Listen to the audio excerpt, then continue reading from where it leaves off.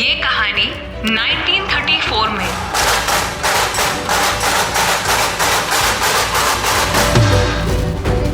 सच में कहने जाऊँ तो लाल बाग चा राजा ये जो नाम है ये लोगों ने रखा है, मंडल ने नहीं रखा है।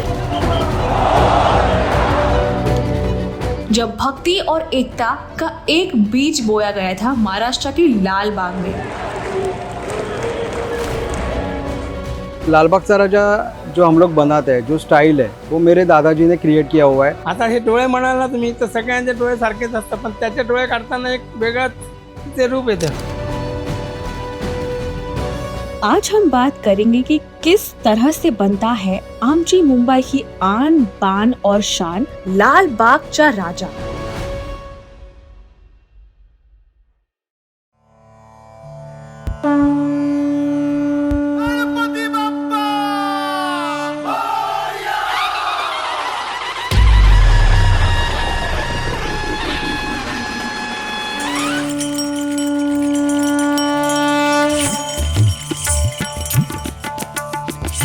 बानवे साल पहले शुरू हुई थी ये प्रथा, एक श्रद्धा, एक उत्सव।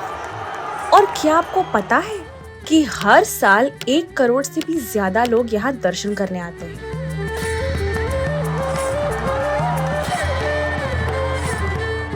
ऐसा कहा जाता है कि पूरे मुंबई में 1 लाख से ज्यादा मूर्तियां बनती है। ये तो सिर्फ एस्टिमेट है, रियल नंबर तो इससे भी ज्यादा है।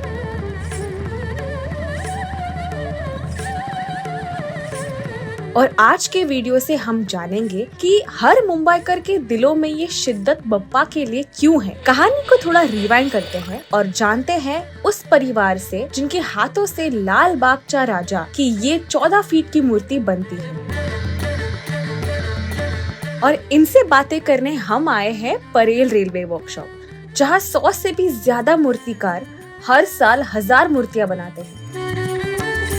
वैसे गणेश चतुर्थी तो 10 दिन का त्योहार है, लेकिन इनकी तैयारी 10 हफ्ते पहले से शुरू हो जाती है।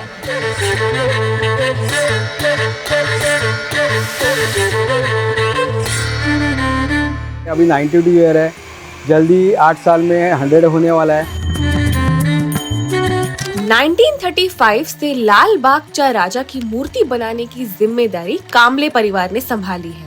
सबसे पहले 1935 में मधुसूदन डी कांबले ने शुरुआत की। 1952 में उनके बेटे वेंकटेश और भाई रत्नाकर ने इस परंपरा को आगे बढ़ाया और 2002 से रत्नाकर कांबले जूनियर अपने बेटे संतोष के साथ इस दिव्य रूप को आकार दे रहे हैं।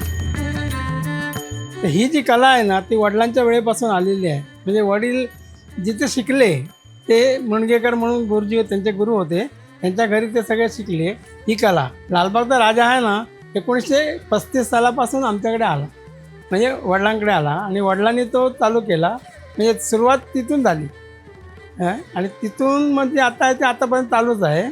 आणि ते वडील आमचे 1952 साली एक्सपायर्ड झाले। त्याच्यानंतर मग मोठे भाऊ व्यंकटेश कांबळे यांनी तो वारसा चालू केला पुढे तसा, समजलं ना। आणि ते जवळजवळ 2002 पर्यंत ते होते। आधाराच्या याच्यामुळे त्यांना येत नव्हतं, मग त्यांनी माझ्याकडे सोपवला तो। आता मी काय करतो की जसं मला ते शिकायला मिळालं तसं मी शिकत गेलो। माझे डोळे वगैरे काढण्यात हे करून नंतर मग मोठे भाऊ 2004 मध्ये एक्सपायर झाले। त्याच्यानंतर मग माझ्याकडे तो वारसा आला। त्याच्या आधी 2002 पासूनच आला तो आधारी असल्यापासून।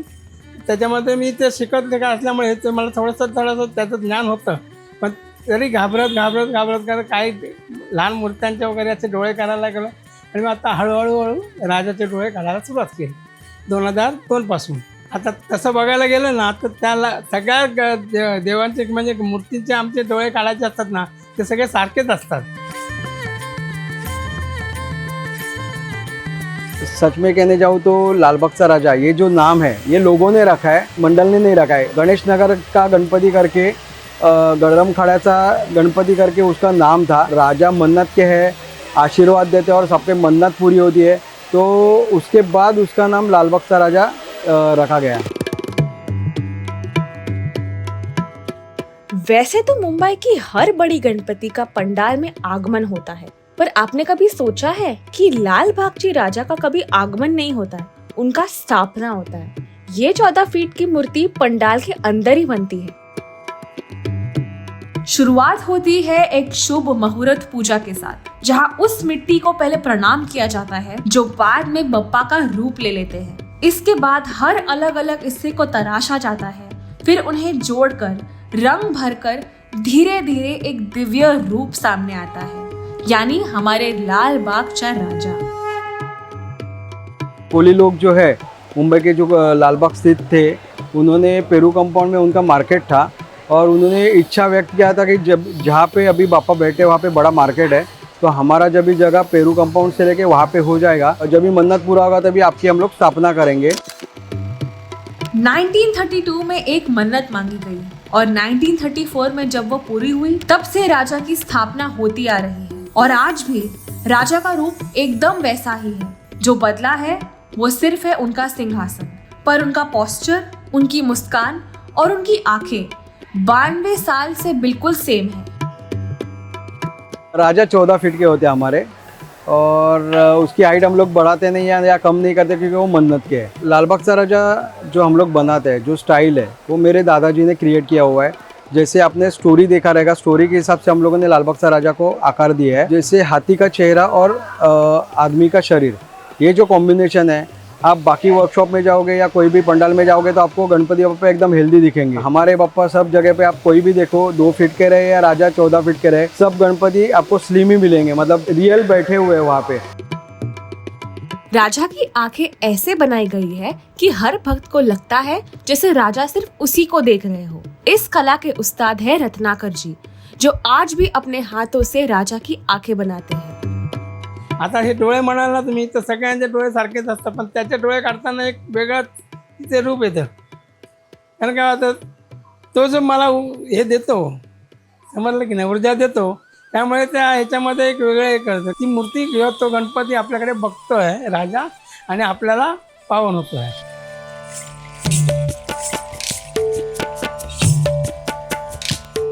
राजा का नाम कैसे पड़ा ये तो हमने जान लिया, लेकिन क्या आपको पता है इस विशाल मूर्ति को बनाने में 90 दिन से ज्यादा लगते हैं और कम से कम 200 लोग की मेहनत बप्पा की एक स्माइल में झलकती है।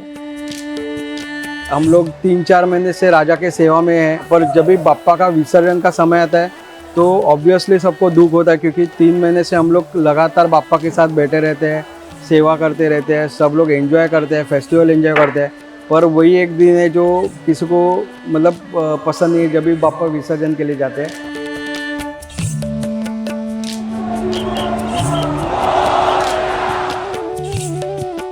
गणपति बप्पा ये हमारे आराध्य देवत है और ऑब्वियसली राजा पूरे फैमिली के लिए जान से प्यार है।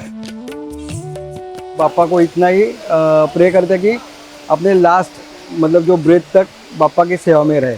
बोला गणपति बप्पा मोरया, लालबागच्या राजाचा विजय असो।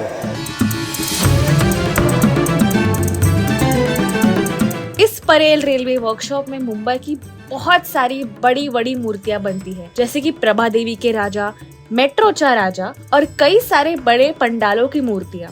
उनमें से एक है चिंचपोकली की चिंतामणि, जो कि मुंबई के सबसे पुराने राजाओं में से एक है, और ये है सिद्धेश दिघोले, जो 10 सालों से मूर्तियां बना रहे हैं। सिद्धेश की मूर्तिकार बनने की कहानी बचपन से ही शुरू हो गई थी और आज वो चिंचपोकली के चिंतामणि, जो मुंबई की 104 वर्ष पुराने गणपति में से एक है, जिनको सिद्धेश ने इस बार अपने हाथों से बनाया है। चिंतामणि एज ए इंडिविजुअल ये मेरा फर्स्ट ईयर है, तो उसी एक्साइटमेंट के साथ जिम्मेदारी भी संभालनी है, तो जिम्मेदारी को ध्यान में रख के ही मूर्ति बनाएंगे। संभाजी महाराज के बेसिस पे ये साल का थीम है, तो उसके हिसाब से ही जो है ये साल मूर्ति का काम होएगा। मेरे लिए गणपति बाप्पा पहले तो भगवान है, भगवान के बाद जो है ये मेरा पैशन है, मूर्ति बनाना मेरा पैशन है। गणपति बाप्पा मेरे लिए एक आर्ट फॉर्म है जो मुझे करने में बहुत ज़्यादा दिलचस्पी है। इस बार जब आप बप्पा के दर्शन करने जाओ तो उन हाथों को भी याद रखना जिन्होंने उनको रूप दिए। गणेश चतुर्थी बस कुछ ही दिन दूर है। घर घर में मोदक बनेंगे, गली गली में उत्सव गूंजेगा और सबसे बड़ा दर्शन होगा लाल बाग चा राजा का।